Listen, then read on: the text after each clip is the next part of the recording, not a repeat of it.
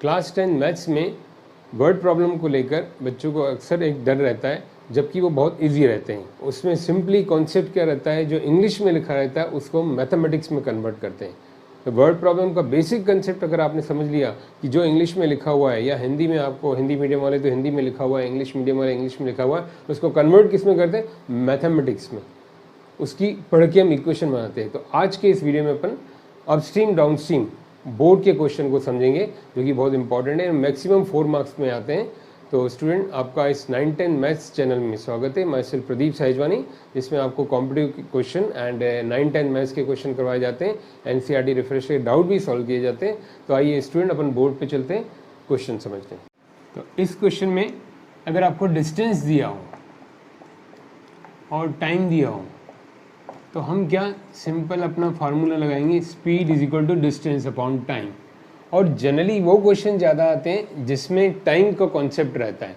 Time अगर दिया हो कि इस केस में टाइम इतना लगता है, इस केस में इतना लगता है, तो हम टाइम का फार्मूला यूज़ करेंगे इसी से, time is equal to distance upon speed.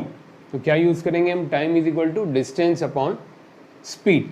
और इस केस का टाइम, इस केस का टाइम या तो डिफरेंस दिया होगा, या इस केस का टाइम एंड इस केस का टाइम प्लस करके दिया होगा। इन दोनों का एडिशन करके दिया है तो दोनों की टाइमिंग्स को हम ऐड करके निकालेंगे, और डिफरेंस दिया है तो डिफरेंस करके निकालेंगे कि दोनों के अपस्ट्रीम एंड डाउनस्ट्रीम में डिफरेंस इतना है।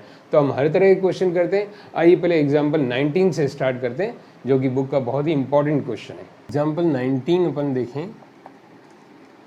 एग्जाम्पल 19 में स्टूडेंट देखिए क्या दिया हुआ, अ boat goes the 30 kilometre upstream and 44 kilometre downstream. 30 kilometre upstream, तो अगर अपन माने यहाँ लेट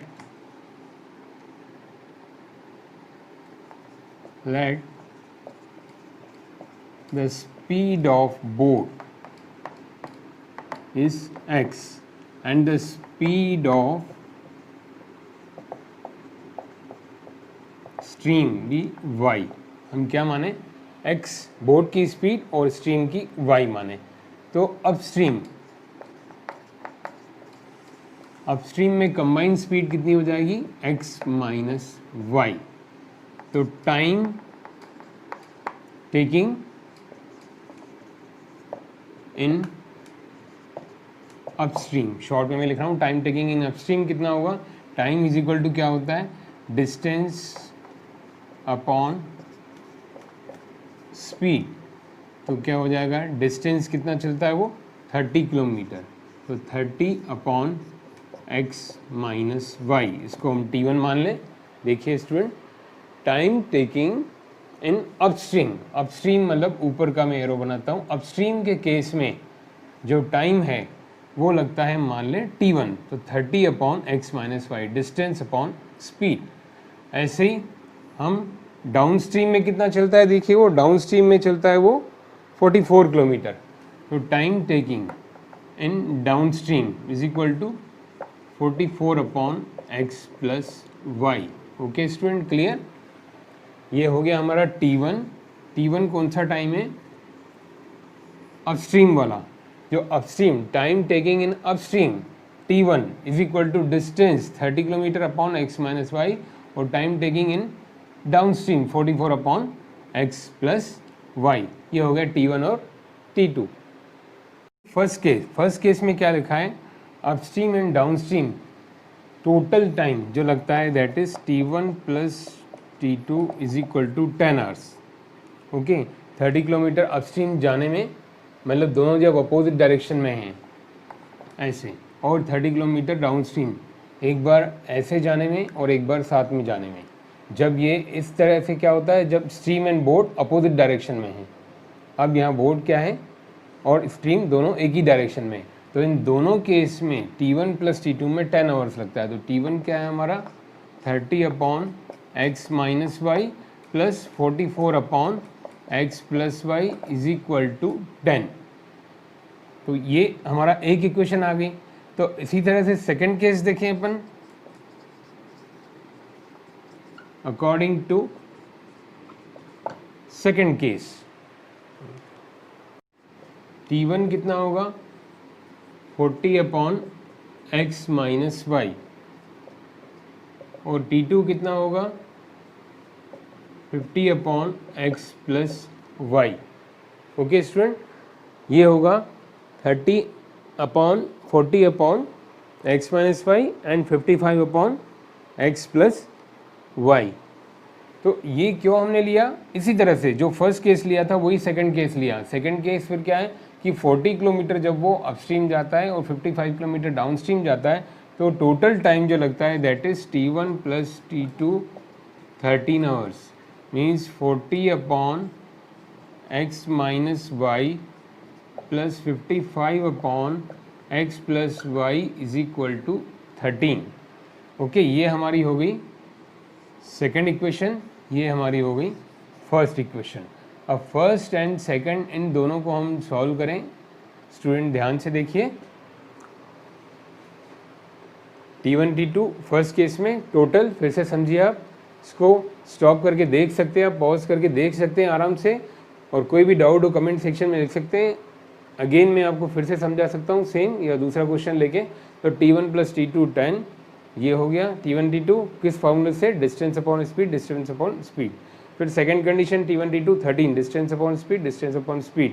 और हमने अपस्ट्रीम के केस में कौन सी स्पीड ली, माइनस वाली, डाउनस्ट्रीम के केस में प्लस वाली, अपस्ट्रीम के केस में माइनस वाली, डाउनस्ट्रीम के केस में प्लस वाली। आइए अब इन इक्वेशंस को सॉल्व करें। स्टूडेंट इसको अपन सॉल्व करें। Let 1 upon x minus why you and 1 upon x plus y is equal to v. इसको हम for the sake of convenience अपनी सुविधा के लिए 1 अपॉन इसको एक्स माइनस वाई को ये ले लें। तो देखिए ये इक्वेशन क्या हो जाएगी, 30u plus 44v is equal to 10। इसी तरह से यहाँ भी अप्लाई करें इसको, तो 40u plus 55v is equal to 13। Okay student, हमने इसको 1 अपॉन को लिया है, ध्यान रखिए 30 अपॉन यू नहीं करना है, ये 1 अपॉन को लिया है, मीन्स 30 इंटू 1 अपॉन वी। तो इतना पोर्शन u, इतना पोर्शन v, इतना पोर्शन u, इतना पोर्शन v। अब इन दोनों को देखिए स्टूडेंट, आपको पता है कि एलिमिनेशन, क्रॉस मल्टीप्लिकेशन काफ़ी मेथड आप सीख चुके हैं, but elimination is the best. इन दोनों को हम एक काम करें, फर्स्ट वाले को एलिमिनेट करना चाहें तो इसमें मैं मल्टीप्लाई करूं किसका, मल्टीप्लाई बाय 3, और इसमें मैं मल्टीप्लाई करूं किसका, 4। तो इनका ये कोफिशिएंट ये इक्वल हो जाएगा।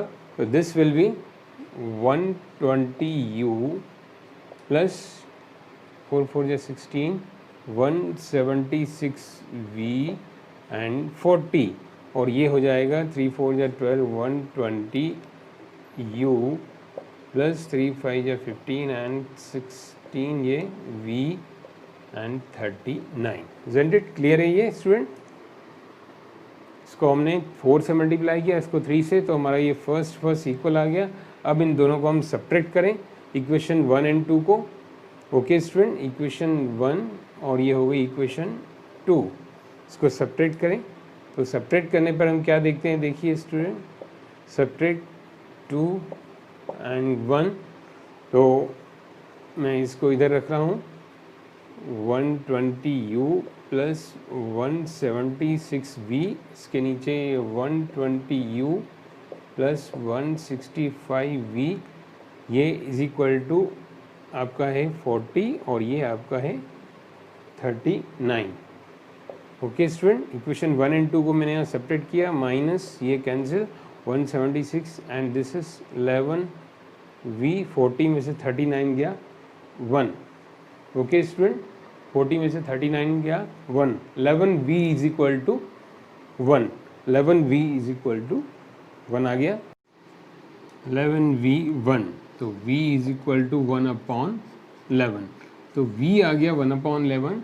अब v को हम पुट करें किसी भी इक्वेशन में, इस इक्वेशन में पुट कर देते हैं, देखिए तो u आ जाएगा, तो 40u plus 55 into 1/11 is equal to 13। Basic equation में करेंगे, इसमें नहीं करने की ज़रूरत है, तो कैलकुलेशन बड़ी हो जाएगी। जो हमारा पहले इक्वेशन था उसमें पुट करेंगे इसको, तो 40u प्लस 11 5 जा 55 is equal to 13। Okay student, तो ये हो जाएगा 13 and after this 40u is equal to, ये इधर जाएगा, 13 में से 5 गया 8, तो u आ जाएगा 8/40 यानी कि 1/5, u आ गया 1/5 एंड v आ गया 1/11। तो ये हमारे आंसर नहीं है। अब स्टूडेंट यहाँ भी जनरली एक मिस्टेक करते हैं कि इसको u और v आंसर निकाल के छोड़ देते हैं। u v हमारी सपोजिशन थी, हमारे क्या थे suppositions, x and y। Now come to the x and y solution. तो हमने क्या माना था 1/x माइनस वाई, और v हमने सपोज किया था 1/x प्लस वाई। तो यहाँ वैल्यू पुट करें वापस, 1/x minus y is equal to 1/5 and यहाँ 1/x plus y is equal to 1/11। तो ये हो जाएगा x minus y is equal to 5 and this will be x plus y is equal to 11। अब जब आपने इतना बड़ा सॉल्व कर लिया, इसको सॉल्व करना तो बहुत इजी है। Let us solve this one, x plus y is equal to 11, x minus y is equal to 5। इनको सीधे ही ऐड कर दें तो 2x इज इक्वल टू, ये y कैंसिल 16, तो x will be 8 kilometre per hour. ये आपका x आ गया, स्पीड ऑफ बोट। अब x की वैल्यू किसी में भी पुट कर दें, यहाँ पुट कर दें, तो 8 plus y is equal to 11, तो y इज इक्वल टू आ गया 3 किलोमीटर पर आवर। तो ये आपके x और y की वैल्यू आ गई। ओके स्टूडेंट, देखिए हमने क्या किया, जो हमारा x और y था, u v था, उसको वापस रिप्लेस किया जो सपोजिशन थी, फिर इन दोनों x और y के टर्म्स में हमने सॉल्व किया एंड x एंड y आ गया आपका 3 kilometre per hour and 8 kilometre per our. तो हमारे आंसर क्या हुए स्टूडेंट, आपको लिखना पड़ेगा यहाँ, speed of boat is equal to 8 kilometre per hour and speed of stream is equal to 3 kilometre per hour. Bracket में नीचे आपको आंसर लिखने की आदत होनी चाहिए, बोर्ड में ये जरूरी है, इसका भी हाफ मार्क मिलता है। Speed of boat is 8 kilometre per, speed of stream is 3 kilometre per hour. ये आपके आंसर आ गए। तो स्टूडेंट इस क्वेश्चन को अच्छे से देखिए, बहुत ही इंपॉर्टेंट क्वेश्चन है। कोई डाउट हो तो कमेंट सेक्शन में लिखिए और इसको पॉज करके आप कॉपी में खुद प्रैक्टिस करिए। चलिए अगले क्वेश्चन पे चलते हैं अपन। स्टूडेंट आइए ये अपन देखते हैं नेक्स्ट क्वेश्चन, जो कि एक्सरसाइज का, ये था अपना एग्जाम्पल, इस पर आप वर्क जरूर कीजिएगा, इंपॉर्टेंट क्वेश्चन है। आइए एक्सरसाइज का फर्स्ट क्वेश्चन देखते हैं। क्या बोलता है, Ritu can downstream 20 kilometre in 2 hours and upstream 4 kilometre in 2 hours. Find the speed of Ritu, Ritu की स्पीड निकालनी है, एंड स्पीड ऑफ करंट यानी कि स्ट्रीम। आइए इसको देखते हैं अपन। So let the speed of Ritu be x and the speed of current, current mean क्या हो गया, stream is y, धारा, पानी की धारा। अब according to first condition, according to first case क्या बोल रहा है वो, ऋतु जो स्विमिंग कर रही है down stream 20 kilometre in 2 hours, down stream कर रही है 20 किलोमीटर इन 2 आवर्स। तो यहाँ हम सिंपल फार्मूला लेंगे, टाइम की जरूरत नहीं है टाइम के फार्मूले की, speed is equal to distance upon time. तो जो कंबाइंड स्पीड है दोनों की डाउन स्ट्रीम में कितनी हो जाएगी, x प्लस वाई, और 20 किलोमीटर और टाइम 2, तो x प्लस वाई आ जाएगा 10। देखिए क्लियर है स्टूडेंट्स, जो ऋतु स्विमिंग कर रही है कब, डाउन स्ट्रीम में, जब पानी का बहाव उसको साथ में ले जाता है, तो वो 20 किलोमीटर चल लेती है। आप इससे प्रैक्टिकली इमेजिन करके देखिए, 20 किलोमीटर 2 आवर्स में चल लेती है। तो स्पीड इज इक्वल टू, पिछले क्वेश्चन में टाइम का फैक्टर था, speed is equal to distance upon time. अब सेकेंड कंडीशन देखिए क्या बोल रहा है ये, ध्यान से, अकॉर्डिंग टू सेकेंड कंडीशन,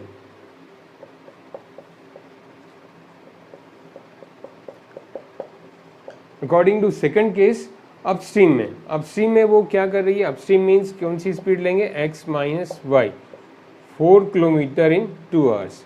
तो 4 kilometre in 2 hours means x minus y is equal to 2। तो ये कौन सा केस था?